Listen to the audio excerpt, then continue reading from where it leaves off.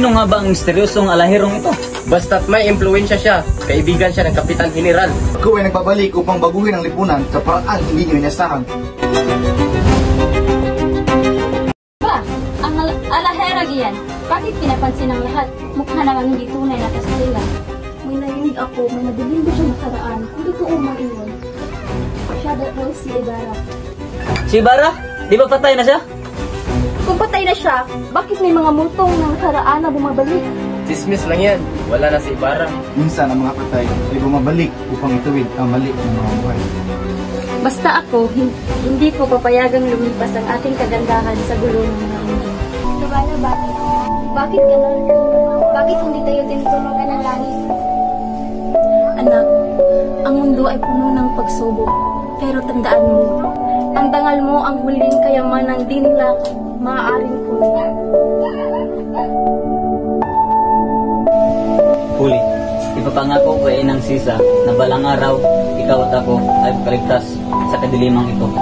Pero habang si tatay hawak ng mga pulsan, pero habang ako'y nilalapitan ng masamang loob, paano tayo makakaalpas? Na ang bahala kay Padre Camaro.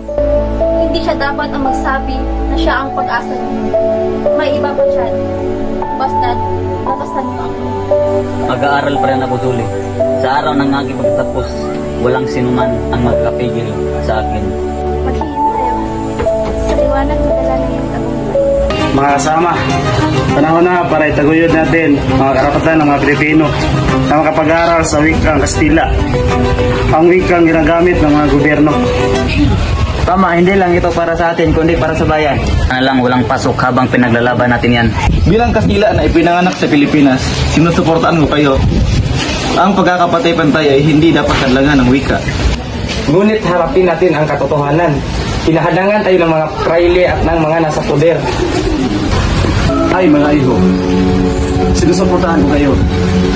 Ngunit, mas nakakabuting hintayin natin desisyon ni Don Custodio. Siya ang may otoridad. Alas, salam ito. Palabas para patahimikin tayo. Aba, anong usapan ito? Kastila? Siyempre, dapat lang. Dapat lang lahat ay marunong magsalita ng wika ng may pinag-aralan. Ay iho, wag puro prinsipyo.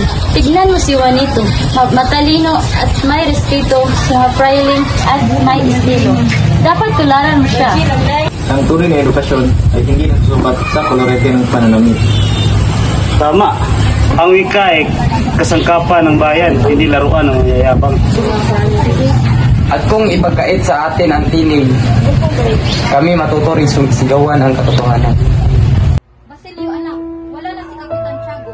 Inako na ni Padre Irene ang lahat ng kanyang. Hindi ito makatarungan. Ang pag-aaral ko, ang kinabukasan ko, lahat mawawala.